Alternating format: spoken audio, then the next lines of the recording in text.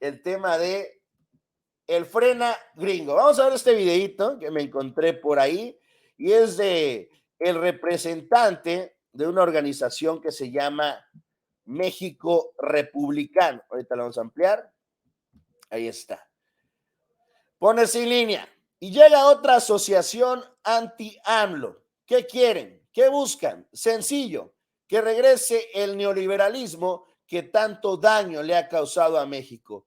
México republicano, lo mismo que frena, pero binacional. Y es que recordemos cuál fue pues, la suerte que sufrió Frena en estas últimas semanas, en las que, bueno, prácticamente, digo, no vamos a decir que era un movimiento sumamente activo, pero tras la salida de Pedro Ferriz, que era uno de los elementos más importantes al interior de Frena, imagínense qué jodida está la cosa, que Pedro Ferriz era un elemento importante, pues sí, dejando solo a Gilberto Lozano, a la Gilbertona, que bueno, despotricó en contra de Pedro, diciéndole pues que pues estaba con el movimiento, pero pues nada más como que por el nombre, porque él nunca se presentó a ninguna movilización, porque él nunca acudió a ninguna marcha. Bueno, le dijo de todo, le dio hasta con la canasta. Y bueno, sale este personaje que ahorita les vamos a decir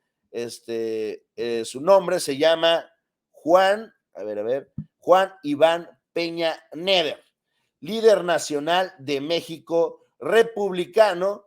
Y escuchen la sarta, porque si estaban ustedes sorprendidos de las estupideces que decía la Gilbertona, de verdad, se quedó corto.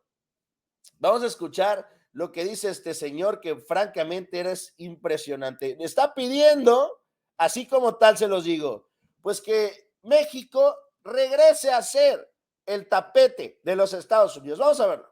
Encontremos los mecanismos para hacer de nuestra democracia una democracia efectiva, que el Poder Judicial se separe drásticamente del Poder Ejecutivo, que se elijan jueces y magistrados, que nuestro Poder Legislativo no dependa de la partidocracia, sino de la gente, que cambie la economía nacional profundamente y que permita un Estado de Derecho pleno en donde la propiedad privada, subsuelo, aire y el resto del sistema pertenezca a los mexicanos, que los mexicanos dejen de ser súbditos de un Estado y se conviertan en propietarios, que se distribuya en propiedad la tierra nacional a los habitantes de México de manera expedita y que esto permita rápidamente incrementar el Producto Interno Bruto haciendo cosas que están fuera del mercado, cosas que están dentro del mercado.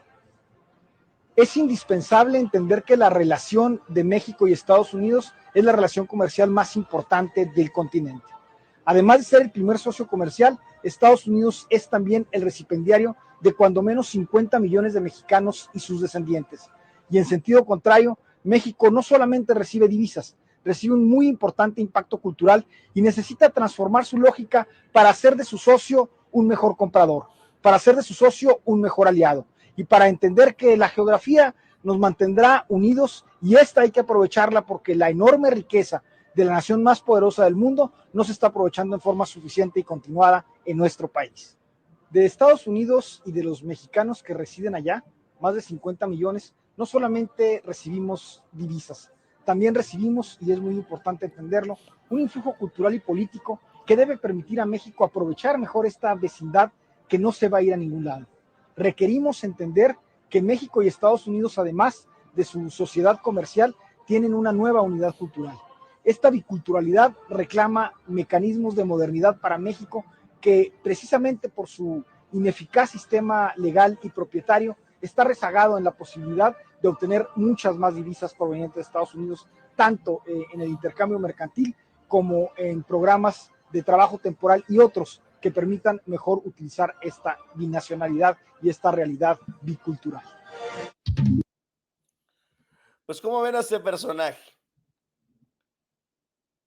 Creo que dentro de lo que dice, hay cosas que tiene razón, pero también hay cosas que se contradicen, ¿no? Está hablando de la influencia político-cultural de los mexicanos en Estados Unidos. Y uno diría, pues sí, qué bueno que lo tienen en cuenta, porque muchas veces parece que no entienden que hay muchísimos hermanos migrantes allá.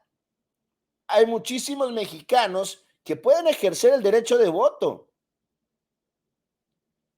Y ellos prefieren tratarlos con la punta del pie, castigarlos, sancionarlos, patearlos. Y no se dan cuenta que sí, la influencia política llega de Estados Unidos a México, claro, pero más importante aún, llega de México a Estados Unidos.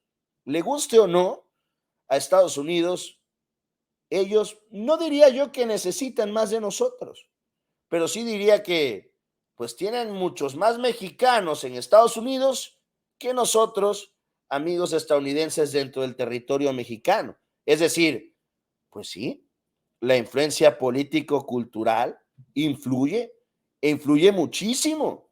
Y por eso los mexicanos están hartos de seguir bajo el, pues sí, bajo el mando, bajo las órdenes de, de personajes como Joe Biden, que intentan, pues prácticamente poner al mundo de rodillas, porque lo que diga Estados Unidos es ley. Eso es lo que se tiene que hacer. Todo lo que digan los demás está mal.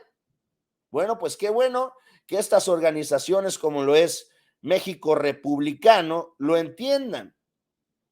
Y sí, la influencia cultural es fuertísima de parte de México, de parte de Estados Unidos a México, pero más aún de México a los Estados Unidos. Y todo esto se da, es curioso, previo al arranque de las discusiones que se están llevando a cabo entre México, Estados Unidos y Canadá por el tema de, pues sí, de la ley a la industria eléctrica que asegura el gobierno de Estados Unidos que contraviene al Tratado de Libre Comercio entre México, Estados Unidos y Canadá. Esto pues ya quedó claro, el mismo presidente expuso en 2 conferencias mañaneras el cómo pues el Tratado de Libre Comercio es claro y es puntual. Y desde que se firmó, se dejaron, digamos que a salvo los derechos de México de usar pues cualquier tema de electricidad o de petróleo para explotarlo como mejor le convenga. ¿Qué quiere Estados Unidos? Pues claro, como lo ha hecho a lo largo de la historia, meter las manos en los países y controlar sus recursos naturales. Pero ¿saben qué es la diferencia?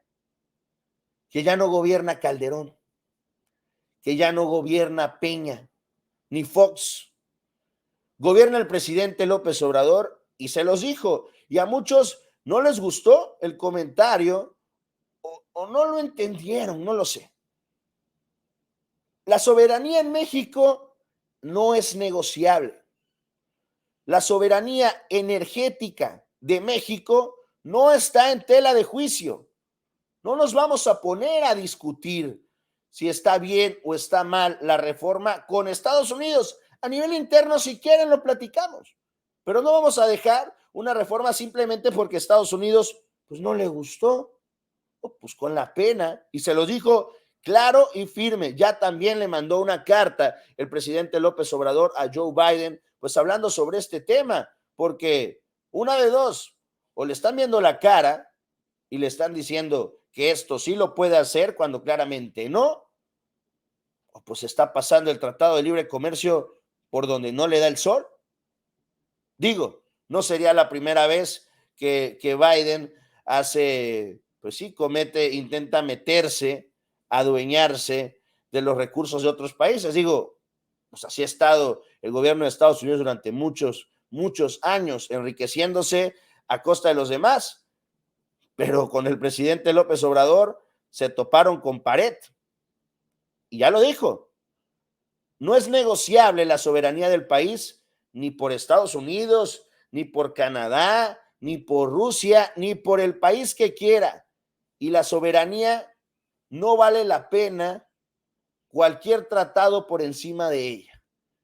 Si se pone en tela de juicio la soberanía mexicana y del otro lado el Tratado de Libre Comercio, pues con la pena, señores, no habrá tratado y habrá que buscar otras formas de relacionarnos con otros países para tener este intercambio comercial.